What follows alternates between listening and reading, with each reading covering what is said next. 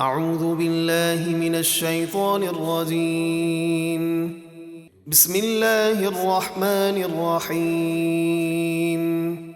الرجال قوامون علی النساء بما فضل اللہ بعضهم علی بعض وبما انفقوا من اموالهم فالصالحات قانتات حافظات للغيب بما حفظ الله واللاتي تخافون نشوزهن فعظوهن واهجروهن في المضاجع واضربوهن فإن أطعنكم فلا تبغوا عليهن سبيلا ان اللہ کان علیا کبیرا۔ مرد عورتوں پر حاکم ہیں اس لیے کہ اللہ نے مردوں کو عورتوں پر فضیلت دی، اور اس لیے بھی کہ مردوں نے ان پر اپنے مال خرچ کیے تو نیک عورتیں فرمانبردار ہوتی ہیں، شوہر کی غیر موجودگی میں ہر چیز کی حفاظت کرتی ہیں جس طرح اللہ نے حفاظت کا حکم دیا، اور جن عورتوں کی نافرمانی کا تمہیں اندیشہ ہو تو انہیں سمجھاؤ، اور اگر وہ نہ مانیں تو ان سے الگ سو، اور پھر بھی وہ نہ سمجھیں تو انہیں ہلکی تھوڑی بہت مارو، پھر اگر وہ تمہاری فرمانبردار ہو جائیں تو انہیں تکلیف دینے کا کوئی بہانہ تلاش نہ کرو، بے شک اللہ سب سے بلند اور بہت بڑا ہے۔ وَإِنْ خِفْتُمْ شِقَاقَ بَيْنِهِمَا فَابْعَثُوا حَكَمًا مِّنْ أَهْلِهِ وَحَكَمًا مِّنْ أَهْلِهَا إِنْ يُرِيدَا إِصْلَاحًا يُوَفِّقِ اللَّهُ بَيْنَهُمَا إِنَّ اللَّهَ كَانَ عَلِيمًا خَبِيرًا۔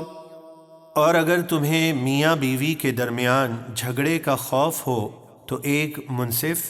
یعنی انصاف کے ساتھ فیصلہ کرنے والا مرد کے رشتہ داروں میں سے مقرر کرو، اور ایک منصف عورت کے رشتہ داروں میں سے مقرر کرو۔ اگر یہ دونوں صلح کروانا چاہیں گے تو اللہ میاں بیوی کے درمیان میل محبت پیدا کر دے گا، بے شک اللہ خوب جاننے والا ہر چیز سے خبردار ہے۔ وَاعْبُدُوا اللَّهَ وَلَا تُشْرِكُوا بِهِ شَيْئًا وَبِالْوَالِدَيْنِ إِحْسَانًا وَبِذِي الْقُرْبَى وَالْيَتَامَى وَالْمَسَاكِينِ وَالْجَارِ ذِي الْقُرْبَى وَالْجَارِ الْجُنُبِ وَالصَّاحِبِ بِالْجَنبِ وَابْنِ السَّبِيلِ وَمَا مَلَكَتْ أَيْمَانُكُمْ ان اللہ لا يحب من كان مختالا فخورا۔ اور تم اللہ کی عبادت کرو اور اس کے ساتھ کسی کو شریک نہ ٹھہراؤ، اور ماں باپ کے ساتھ بھلائی کرو، اور رشتہ داروں، یتیموں، مسکینوں کے ساتھ اچھا سلوک کرو،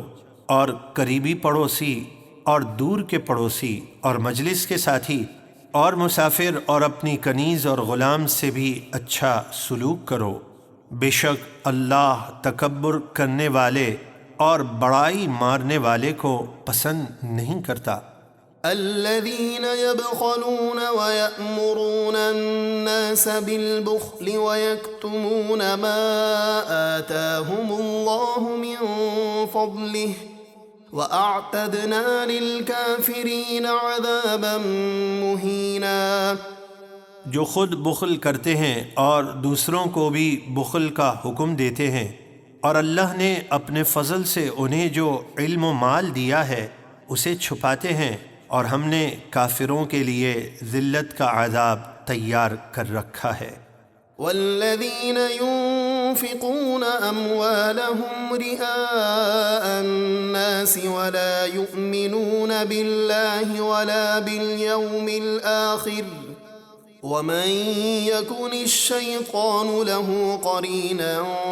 فساء قرينا۔ اور ان لوگوں کے لیے بھی ذلت کا عذاب ہے جو اپنے مال لوگوں کو دکھانے کے لیے خرچ کرتے ہیں اور اللہ پر ایمان نہیں لاتے اور نہ ہی قیامت کے دن پر، اور جس کا ساتھی شیطان ہو تو وہ بہت ہی برا ساتھی ہے۔ وماذا عليهم لو آمنوا بالله واليوم الآخر وأنفقوا مما رزقهم الله وكان الله بهم عليما۔ اور ان کا کیا نقصان ہوتا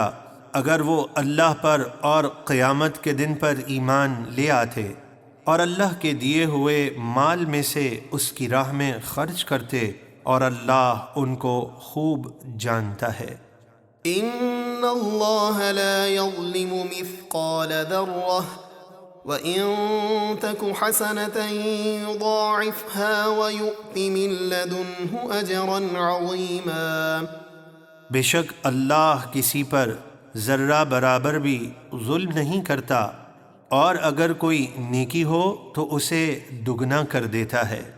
اور اپنے پاس سے بڑا اجر عطا فرماتا ہے۔ فكيف إذا جئنا من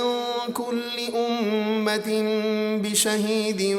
وجئنا بك على هؤلاء شهيدا۔ تو کیسا حال ہوگا جب ہم ہر امت میں سے ان کے نبی کو گواہ بنا کر لائیں گے جو ان کے اعمال کی گواہی دیں گے، اور اے محبوب آپ کو ان سب پر گواہ بنا کر لائیں گے۔ يومئذ يود الذين كفروا وعصوا الرسول لو تسوى بهم الأرض ولا يكتمون الله حديثا۔ اس دن تمنا کریں گے وہ جنہوں نے کفر کیا اور رسول کی نافرمانی کی کہ کاش انہیں مٹی میں دبا کر زمین برابر کر دی جائے، اور وہ اللہ سے کوئی بات چھپا نہ سکیں گے۔